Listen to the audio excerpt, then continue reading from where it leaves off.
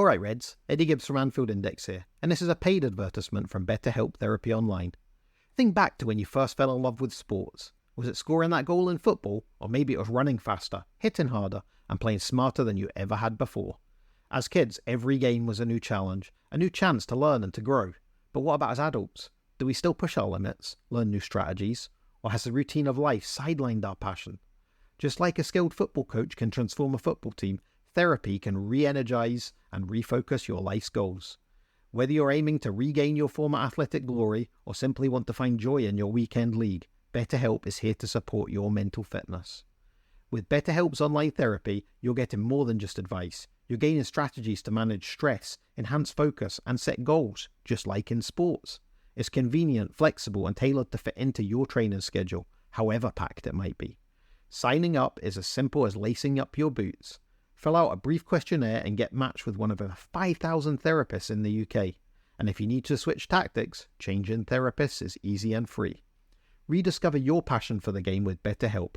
Visit betterhelp.com/index today to get 10% off your first month.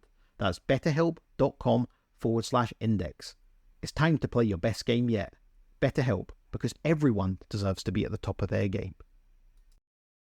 By the time you're finished listening to this Pepsi Zero Sugar, you'll be 15 seconds closer to kickoff. Stock up now. Bengals game day is so close, you can almost taste it. Bengals watching. Better with Pepsi.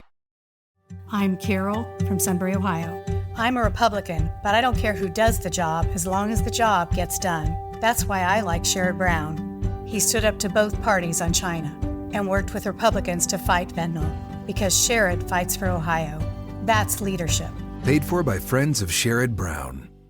Thanks for choosing this free Anfield Index podcast. If you'd prefer to listen to this or any of our other shows without adverts, then now's the time to check out Anfield Index Pro. With AI Pro, you can supercharge your entire listening experience. You'll not only get all of our podcasts without the ads, but you'll have them far faster with our Quick Publish feature available exclusively for subscribers. AI Pro also puts you in the heart of our sound studio, with an option to listen to many of our shows live and interact with the podcasters in real time as the shows are recording. Upgrading couldn't be easier. AI Pro is available on all popular podcast platforms. Just head on over to AnfieldIndexPro.com and get started today. Hello and welcome to another edition of Scouser Tommies on Anfield Index. I just called it Scouser Tommies then, so we've started again. It's international break, isn't it? So it's all a bit weird. We're not on edge quite as much as usual. We're not sort of in that mad phase where you've just had a game. No sooner have you got over it, you're getting ready for the next one. Just like the players, except we don't have to run around quite as much. It's an international break, but some of our players are still running around, but we're not. And it's me, Jim Boardman, with Jay Reid, as always. And we thought, well, maybe today we can have a bit of a look back at what the season's been like so far. You know, it's middle of October now. Not that many games played, but enough to kind of get an idea of where we're at. Or is it? You know, maybe we've not had the strongest fixtures, if you listen to some people. Maybe we have. Maybe, you know, you can only play what's in front of you. And at the moment, Liverpool are top of the league, joint top on points in the Champions League, but only played 2, so it doesn't make a lot of sense. And still in the League Cup, even though a lot of us aren't that bothered about the League Cup. Not at this stage of the season anyway. I don't think we can argue that that's not been a bad start to the season, but it's the season that started without any real work in the transfer window. We brought in one forward when we already have 5 decent ones, so maybe no issue with bringing one in, but maybe not the priority that we needed to strengthen. And we've got a goalkeeper who won't come for a year, and loads of young players left, or it felt like loads did, and quite a few left at end of contracts. So how do we think the season was going to go on? Well, to be honest, we'll find out when we're so far so good, but really we've not had the chance to see what toll injuries are going to take. I mean, Alisson's out again by the looks of it for a while. I'm not sure whether he would have been rotated any more than he was though anyway, so maybe that's not a good one. But really we've not got to that point yet where we're playing in freezing cold and wet and windy conditions on pitches that are a little bit muddier than usual maybe and a little bit heavier than usual. We're not in that stage yet, so maybe it's too early, but we'll see. For me, anyway, I'm quite happy with how the season's gone so far. I can't really complain. I still haven't seen that Forest game. So as far as I'm concerned, it's not been a bad season at all. But even taking that into consideration, Jay, I don't think we'd have been disappointed if we'd have planned ahead to this podcast and written down what we'd say to be saying we were top of the league and doing well as can be in the other two competitions. No, I think all in all, realistically, given the changes we underwent in the summer, you will probably say we're slightly ahead of par. You know, we realistically did not know what was going to come this season. Everyone expected a transitional phase, possibly that could have lasted the majority of the season, because these things take time. You know, Man United are probably 9 years into their transitional phase and still not transitioned from Fergie very well. Arteta's probably in his fifth or sixth season or something like that now, and only in the last 18 months are you starting to see the fruits of millions and millions of pounds of investments and a squad overhaul at Arsenal. And even then, they're not quite the finished article. It's not just Everton fans who are always asking where the Arteta money is then, is it? No, it's clearly down at the Emirates. But I think, this season, we all went into it with sort of an open mindset of a case of, well, at the very least, you want to be competitive across the board. Title challenge, that would have been optimistic, let's be honest, at the start of the season. You would have said, like, realistically, get in the top four, make sure we cement our place back in the Champions League next season for whatever the Champions League is this season. It's absolute mental. Can we have a cup run? Some people will always want a domestic cup win. Some people will think, well, you just focus on your bread and butter. I guess, I've said, at this point, I'm not really too fussed on the League Cup. If we get through, we get through. But as long as it's with, fringe and squad players, and then, if you get to the latter stages and, there's a trophy there to be won within, a game or two at the semi-final stage, then, you maybe then consider actually, well, let's put this one back in the cabinet. And yeah, the Champions League, as we know, is this whole new mad format, which no one really understands. It's just a money spinner for UEFA to get more games, more coverage, more TV rights, and just make it a hell of a lot more complicated than what it actually was. But 2 wins from 2, it just seems odd that you're playing teams away and then you don't play them at home, and then, vice versa. But yeah, it is what it is. We've put ourselves in a nice starting position for that. If we can kick on in, the next few games, we've got a few tasty ones coming up over the next couple of months in that competition. That's, as we were saying before we recorded, what's going to come after this international break is pretty much the measuring stick of where this team is. But, looking back at what we've got to at this point, I think you'd be very hard-pressed to say, if you were disappointed in any way. If anything, you're probably really elated at the fact that where we are in the league, nothing's won, nothing's handed out yet. But if you've got your nose in front at the league, at the top of the league, ahead of City, ahead of Arsenal, who many deem as a 2-horse race for the title, and so it may be, as last season proves, maybe we just don't have the legs to see it all out. But let's just enjoy what we've got right now. Let's get on board with this new sort of regime, this new sort of method of football that we're all having to adjust and get used to, because we got used to the Jurgen Klopp way and the style of football. Maybe it altered over his tenure, but it was a hell of a lot different to what we've got now. But it's proven very positive what we're doing, and if anything, it's arguably a lot more effective in the fact that our defensive record, I think it's 2 goals conceded in the league, 4 overall in all competitions. That's right. And, goals being scored all across the pitch. It's nice to see centre-half popping up with goals. It's nice to see set pieces leading to goals. There certainly is an improvement in terms of our corners, in terms of the variety of them. If we could also somehow teach Andy Robertson to beat the first man from a corner, that would be great as well. But yeah, all in all, very, very positive, very pleased with what we got through so far. I think the defence is the thing that people are like. I mean, every game I've seen this season, every time I've spoken to anyone, like for the first time in a while this season, about Liverpool, the question always seems to be, what's changed? What's the difference? What do you think? Well, the thing it always seems to be coming back to is I still think we've still got the same players. We've still got the same sort of exciting way of playing games, but I think we're just a little bit more cautious now, maybe, which at times can be frustrating because there's times when you think, oh, come on, just have a go. Just have a go, one of those, try one of those worldy passes and stuff. But I think Slot's trying to rein them in on that and, just wait your moment, wait your time, be patient. And maybe as fans, we've got to try harder to be patient with it. But the big difference to me is the defence side of things, which, as you said, I mean, we've conceded 2 in the league, one of which I doubt we would concede one like that again. I hope we wouldn't. It's definitely one that you'd learn from.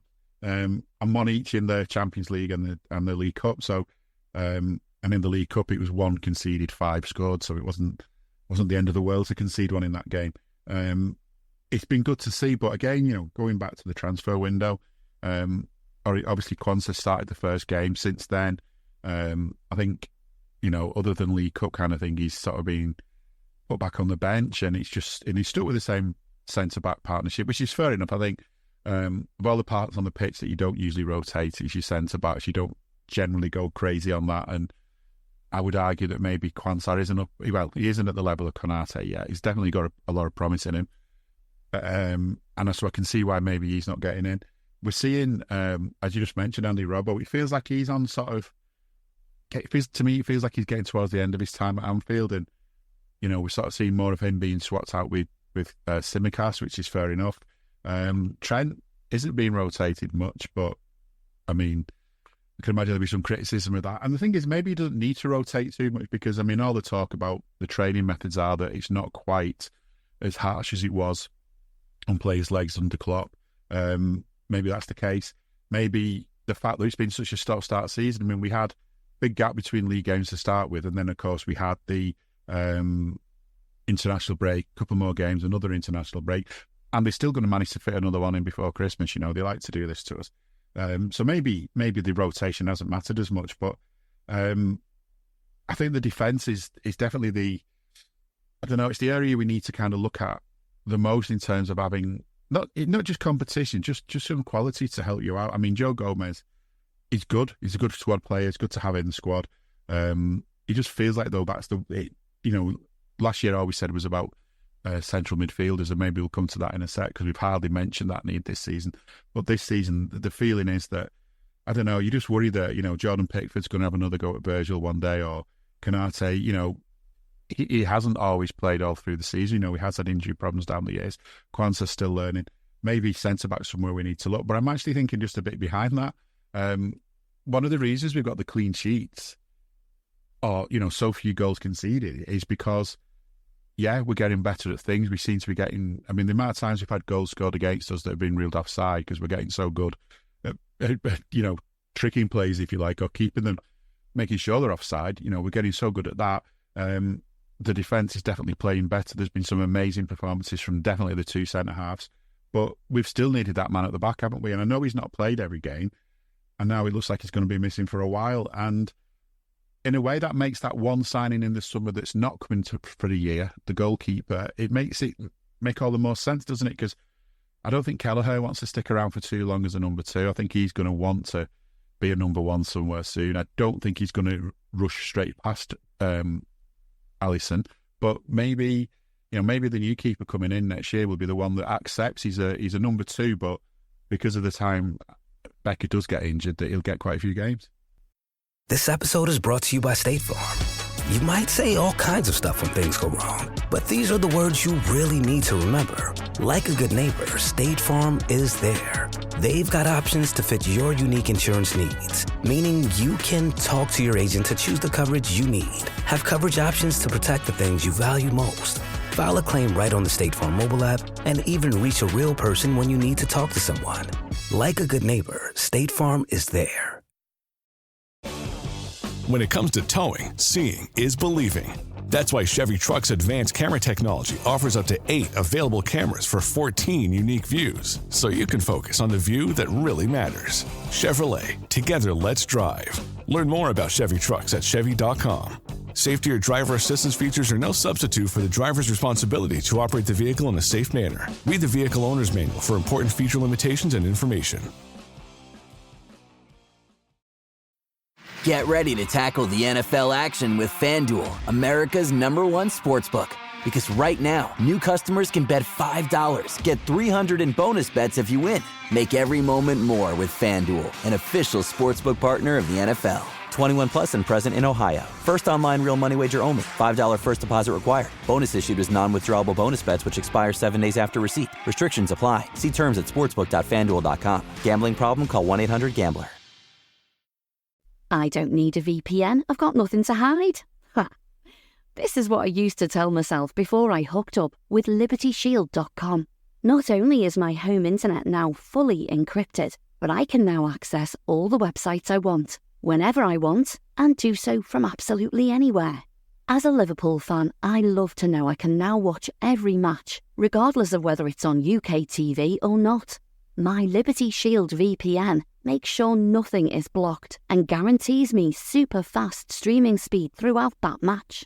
You can get connected right now with their software package, which includes a 48-hour no-obligation free trial and instant access to their apps for Apple, Android, Fire TV, PC, Mac and Android TV.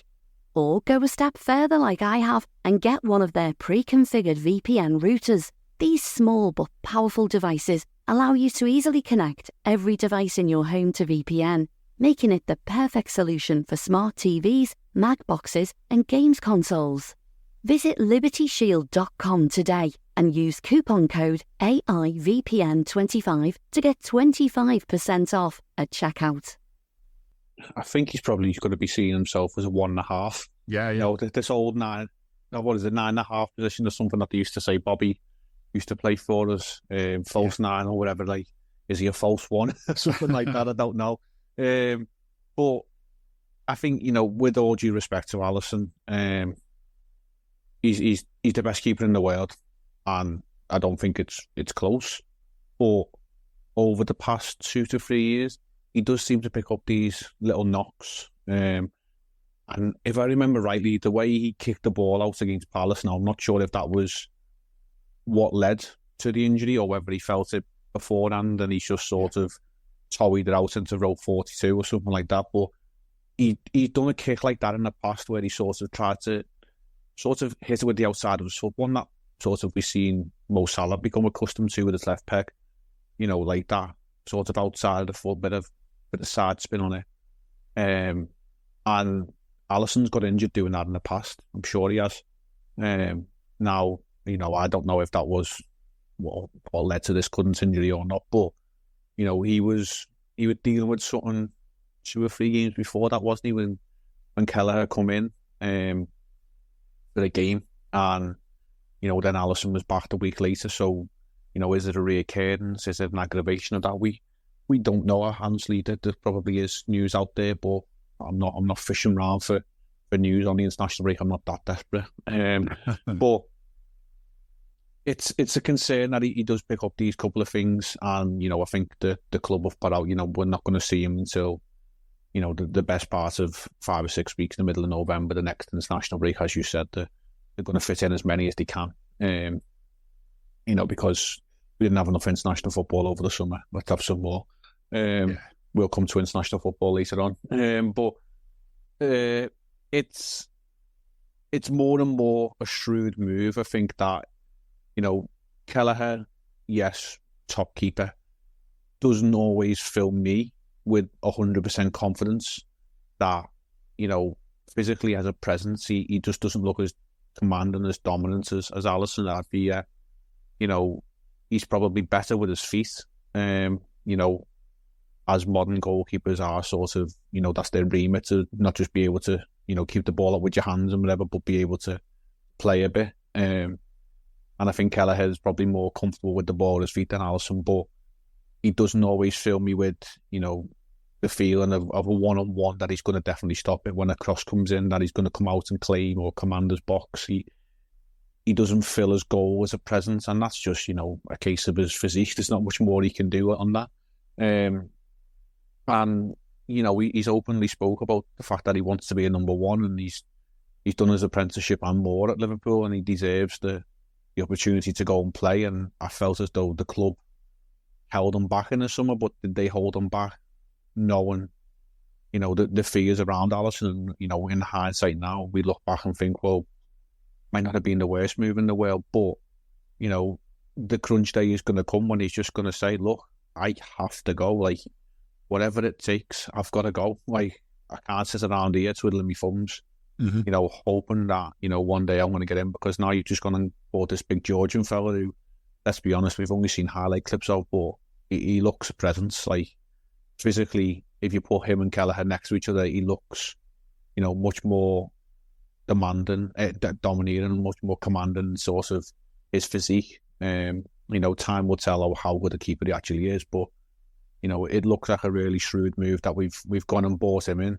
And yes, you know, the timeline would then state that he comes next summer, by all accounts, and Kelleher goes, you know, out to pastures new, and everyone will certainly wish him well in whatever his future ventures, you know, behold to. But with Alisson, are we looking at, you know, a long goodbye? Are we looking at, you know, a situation where actually, you know, Mamadashvili could come in next season and find himself arguably taking, you know, the number one spot very, very soon? Because, you know, how much longer can we rely on Alisson as a physical specimen to perform at the top level and be available to us every week? And let's not also forget the kid who come off the bench today, Yaros. Like, I was going to say, yeah, he come on, you know, and let's be real. This kid probably didn't even think, I might get the odd cup appearance this season, but even then, you know, that the League Cup is probably, you know, deemed the most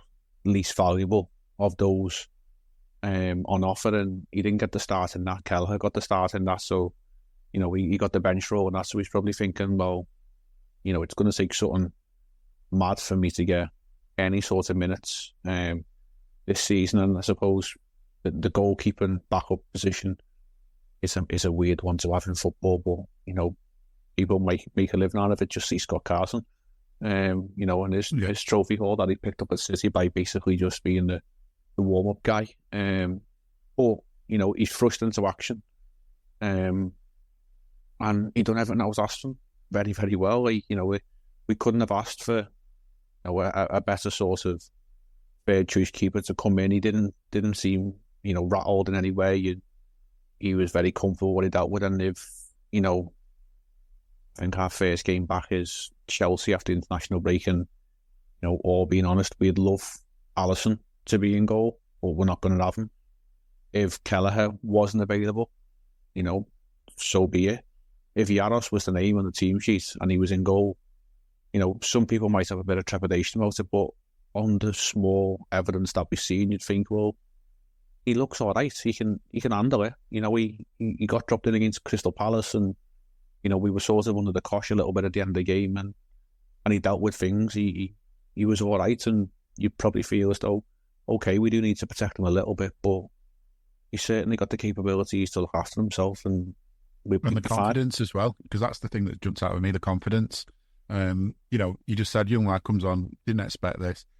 Probably had a bit of butterflies when he realised he was the number two on the bench, but still thinking, you know, I'm not going to come on. You know, I'm just here to, you know, as you say, the warm-up and all the rest of it. Even as a number two, you're not probably expecting to come on, and then that happens, and he's getting changed, he's coming on. And he just looks so full of confidence. You know, sometimes you worry with younger players whether the moment's just going to hit them, but having time out alone has probably done him the world of good. So he's played in front of crowds, even maybe not, you know, obviously not like Anfield levels, but certainly the sort of noise at Crystal Palace, I'm sure he's heard that kind of noise or something close to it. And I think, you know, I kind of said on Raw the other day, I was kind of hoping that we'd go all sort of like it used to be in the old days before you had sub-keepers and one of your, you know, your centre-backs had to go in goal or something, that you just do all you could to keep the ball away from the goal so that outfield player wasn't tested how good he was with the gloves. But we didn't. You know, we we carried on playing the way we were, which means that there were times when he was called on, and he, as you said, he did an admirable job. And whether he stays next year or not, I mean, the other issue for him then is whether that's the right thing to do, pace development. But I don't see it doing any harm to be a number 3 for another year, to be training with Alisson and, you know, the new guy, Mamardashvili. I knew I'd struggle to say the name. I've avoided it. Well, you think you're going to struggle with it? We've had a good chuckle in the ground with poor old George Sefton, who's not getting any younger, and his pronunciation of names isn't always immaculate. I think he's just best leaving that to Peter McDowell. If he, he's got to say Mamardashvili, I think it'll be, a top scorer on Scrabble if he can get that out of his mouth. See, well, you don't always see this, but I've noticed this when you see when you watch the news and that, and they're reading the news off the auto, can't remember the name of it now. Also Q. I'm going to say Viewfinder. Sometimes on that they actually put in brackets how it's pronounced, because to avoid the newsreader having a bit of an issue. So maybe that's all George needs to do. Just get someone to write it down in kind of capitals and with dashes in it and say, how to say it. But even then, yeah, it's a big ask, isn't it? And to be fair to George, I mean, he's good at his job, but I don't know. He feels it would be wrong not to have George at Anfield, wouldn't it? But just like with Alisson, you can't keep going forever. Maybe the time's going to come. But George was the voice of Anfield when I first started going. That's how long he's been there, and I'm old. So it's going to be a sad day when he does move on. But yeah. Maybe the way to keep him going is, as you say, let Peter McDowell do all the pronunciations. And George can just say on the substitution for whoever, Sparta Prague, is the number 12's coming off and the number 14's coming on, or something like that. We'd all know. That'll be fine. Encourage people to buy the programme, maybe. But yeah, it's heartwarming to see all that. And I was wondering, with the lack of signings in the summer, I always try and see things from different angles and work out why. I know a lot of people have been wound up about the lack of transfers in the summer, but I'm thinking there was so little time from when Slot came in, when Richard Hughes came in. It was basically like a complete, the door closed on the Klopp era and the door opened on the Slot era, and there was no real time to kind of gradually sort of take into account what was happening, what was needed. As far as assessments of players are concerned, you could only do so much, because all you're going to do is you're going to see what we had under Klopp, not what we had under Slot. You couldn't be sure, if you like, how 100% these players are going to work out under Slot. They might look great on paper in the Klopp way of playing, but maybe not so much in the Slot way of playing. So, and likewise, you go out and buy a player because you think this other player's not quite up to scratch. Turns out he's one of the best players in Slot's team, because that's, just from that slight difference of how to play. So I was wondering that, part of me's thinking, and maybe it's wishful thinking, that in the winter, all the summer budget's going to be ready. It's still there, nice big budget, nice big transfer budget waiting to be spent in the winter window, because by then they'll have had enough games to see what's needed, what's not needed, see whether the suspicions were correct and all the rest of it. See which players that maybe they weren't so sure about definitely should be getting ready to be moved on. And likewise, and not that we see much of it, because he doesn't seem to be keen on giving youngsters a big chance at the minute, but maybe if any other players are knocking on the door. So I sort of feel less panicky about it. But there's been some comments, I don't know, this sort of usual transfer window stuff, but just some comments from ex-players that kind of make people wonder, if we haven't done enough in summer, are we going to be able to keep the players? Because it's all well and good buying players, but there's 3 main players that we don't want to lose, who all got contracts running out soon, who from the 1st of January can talk to clubs abroad. But, if not buying enough players in the summer is one of the things that could make them go on the way, maybe, I don't know, maybe behind the scenes we're trying to persuade them that, don't worry, this player's coming in the winter window. Do you think we'll get any sign of that? I would hope so. As good as the start of the season we've had, I do feel as though, we're possibly light in a couple of areas, as you mentioned before. Centre-back. We've got probably the best 2 in world football when Konaté's fit and on it. There probably is only Virgil van Dijk who's better than him. And he's been exemplary this season, apart from that small hiccup against Wolves, which I don't actually fully blame him for. I think Alisson was just as bad as Konaté for that one, but these things can happen. Apart from that, he's been exceptional. And, we know ones and developments are still to come. And Gomez, you know, admirable backup, of course he is, and we might need one more there. And I think the glaring hole, and it's pretty obvious, is the centre midfield defensively. Now, we all have seen Gravenberch do a very decent job this season, and there's moments in games when I don't think anyone will get near him if he decides he's going to take that ball and actually not touch it and just turn and away he goes. I don't think anyone actually is going to be able to stop that and catch him. But when, you know, we're going backwards towards our own goal and, you know, our midfield doing aggressive press, we usually with Szoboszlai, and then McAllister goes, then Gravenberch goes.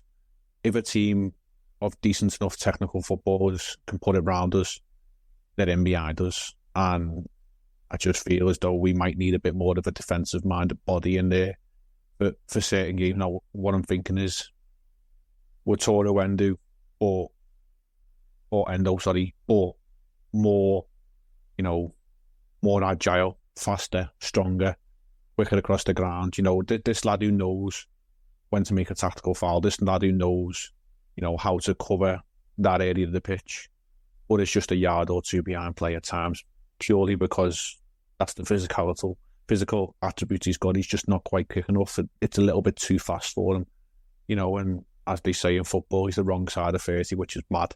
But and he's covering for two fast centre-backs as well, isn't he? Because that's one of the jobs of that role. You're sort of helping out the centre-backs who might have gone for a little wander or whatever, and you need to be as fast as them if you're going to be doing that.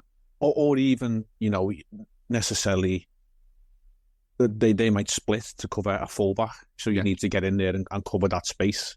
You know, and, you know, if we could find a faster, fitter, stronger, quicker version of Endo, we'll be in the money. You know, when maybe slightly taller as well. For pieces. Like we're not going to delve into the fella from Sociedad and whatever. He's currently hiking up a mountain probably somewhere. But you know, there's got to be someone out there, and I think that's a bit of an issue. And I think we'll be tested, as we said before, the measuring stick of what's to come over the next few weeks. You know, we've got, you know, big games. You know, Chelsea, Arsenal, Leipzig away, Villa, Brighton at home in the league, Brighton away in the cup, which, you know, it's a give or take because of the League Cup. But, you know, these games coming thick and fast. Then after the international break, again, you know, City and Real Madrid up quickly on the horizon. We're going to find out where this team is, and I think we are maybe going to have to slightly adjust our approach in midfield to be a little bit more shrewd and a little bit more tactical in how we position ourselves if we are going to get through them games successfully, because I do feel as though there's moments within games so far which that can look quite open, and maybe we just need to tighten that up, and that's just, you know, a fact of what we've got. But if there's highlights within those games and it's proven, you know, that's what we actually need, because it kind of does seem like that's what we do need. And Slot can then go, you know, to Hughes, to Edwards, to whoever he needs to go to and say, look, it's up to you to get me this person, or we might have lost out on 2 points and ended up drawing the game. We might have lost out on 3 points and lost the game because we're just missing that component in the middle of the park. And it might not be in every game component. It might just be, you know, the 10 or 12 games across the season, you know, when you're playing against your rivals home and away, when you get into crunch games in the Champions League, where you need that piece to go in there and do a job. Again, like Endo, come on against Palace the other day, you know, last 7 or 8 minutes, come in, threw himself about a couple of tackles, you know, mix it up, even elbowed the ball out of place so didn't go for the goal kick. You know, that sort of, you know, nous to just be able to put your body on the line, break it up and just kill a game. And we might just need that a little bit more. But we're going to need it in big games from the start. So, yeah, fingers crossed. You know, we'll see what January brings. And I think, you know, the captain was expecting a player or two in the summer, like we all were. And, you know, I think the players know this team is very close to something. And we might just need that little bit more, you know, to go the extra yard. And we've seen it so many times over, you know, top years. that one or two players would have probably tipped us over the edge in finals, might have got us, 2 or 3 more points, which would have got us titles. It must be frustrating for them as it is for us as fans to know that we just need to just stretch the boat out a little bit further, and we can achieve greatness. Yeah, I mean, I don't like the idea of just going out and spending money on players to, let's just go and spend 60 million on someone and then not use him. We're not Manchester United. We're not. There's clubs that do that. They go out and buy players that just aren't a good fit, just don't seem to have been thought through properly. They spend a lot of money doing it, and then they've still got to find ways to pay those players who just aren't up to scratch. It's got to be the right kind of signings, but at the same time, maybe sometimes you've got to take a bit of a risk. And I think what you get from bringing in a midfielder like that as well is you get this. I mean, we go on about rotation, but rotation isn't just about keeping players fit. It's also about it is about having the best 11 to be up against whoever you're facing. And if you've got a player like that who can come in for the bigger game, so to speak, the Man Cities and the Arsenals, and then Gravenberch can be coming in for the games in between. You've also got the option to, within a game, maybe you need the other approach, and so you bring the guy in off the bench or the other one in off the bench, and you switch things around a bit, like you say we did against Palace. And it's just having that. It's about having the options. I think that's the key thing, is having the options. And it's so easy in football to kind of think about your best 11, or we don't need anyone because he's great in this position. Even if you've got someone who's great in that position, like we have with the 2 centre-backs, you still have times when you need another one. You still have times when, you need to give them a rest or just give someone another go.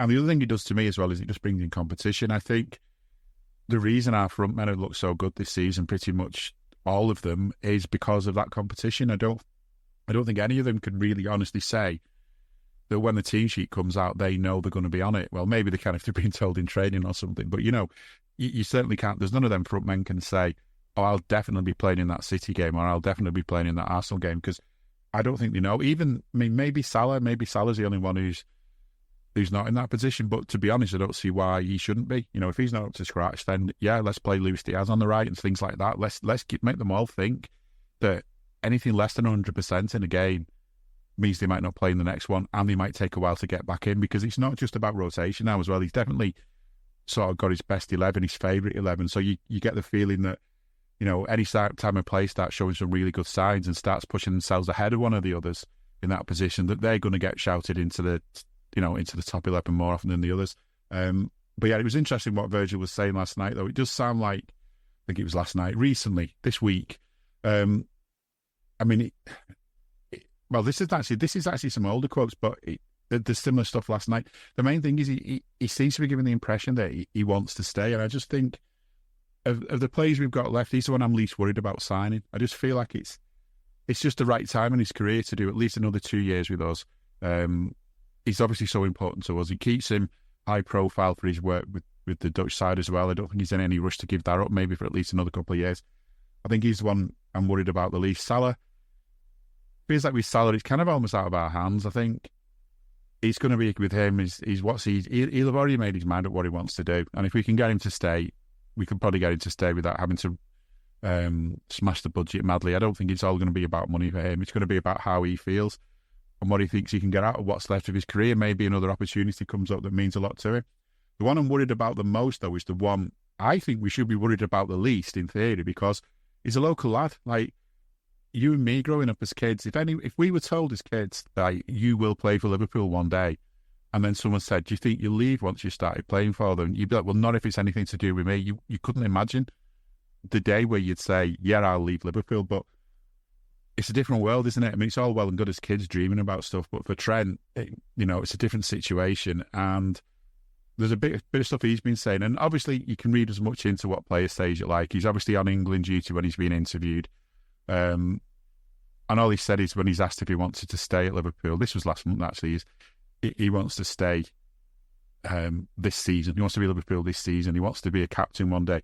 So that's kind of a mixed message that kind of gives the impression that, he doesn't want to sort of, like, if there's contract negotiations going on, he doesn't want to show his hand too much and make it look like he's desperate to stay, because then all of a sudden the money that's on offer can go down, can't it? You can imagine his agent saying to him, don't say anything. But at the same time, he wants to be Liverpool captain all day. Well, unless Virgil leaves in the winter transfer window, he's not going to be captain this season. So that's the suggestion that he wants to stay. But then I think the stuff that he's been coming out with more recently is more like he's thinking about where he's going to be at the end of his career, and when he's looking back, he's thinking ahead to then and thinking he's won trophies already. He's got some nice silverware against his name. He's got a nice collection of medals already. He's a young lad, plenty more years to go in the game. But will he end his career by being someone who won trophies only when he was young, which kind of get where he's coming from? I know the talks of Real Madrid, but you go to Real Madrid, you guaranteed trophies. You go to Celtic or Rangers, you probably guaranteed trophies, depending on which one's on the up at the time. I'm not sure, personally, and I know I'm biased, I don't think it means as much to go to Real Madrid and win trophies as it does to be at a club like Liverpool and help that club that's not always been anything like, dead on certs to win trophies, to be one of the people that made a difference and made it happen. I feel like if you go to a club like Real Madrid, it would have happened whether you went there or not. So that's just waiting to see what he wants to do. But I just feel if anyone's giving him any advice, it's not just about the number of trophies against your name. Maybe it's about what it means to have won those trophies and what you did to make it happen. Hey guys, it's Eddie Gibbs from Anfield Index here. I hope you're enjoying this podcast, and I'm sorry to call time on the show before it ends. In the current climate, it's tougher than ever before to offer podcasts for free. At Anfield Index, we produce over 75 free shows every month, which I'm confident is unparalleled in the LFC sphere. Whilst we'd love to offer everything for free, the production costs now make this impossible. That said, we don't want to follow the model of other channels and lock all of our content behind a paywall. So what we've decided to do is to continue offering every show for free, but cut that offering to 30 minutes on our longer shows. So to get all of our shows in full and enjoy the best of everything we have to offer, we really hope you'll consider supporting the channel and signing up at AnfieldIndexPro.com. For about the price of 1 cup of coffee, you'll get every podcast in full with 0 ads. You'll also get access to our LFC VIP community, where you can enjoy live podcasts, engage with our podcasters, and chat with other Reds in real time. So that website again, AnfieldIndexPro.com. Join today. This podcast is part of the Sports Social Podcast Network.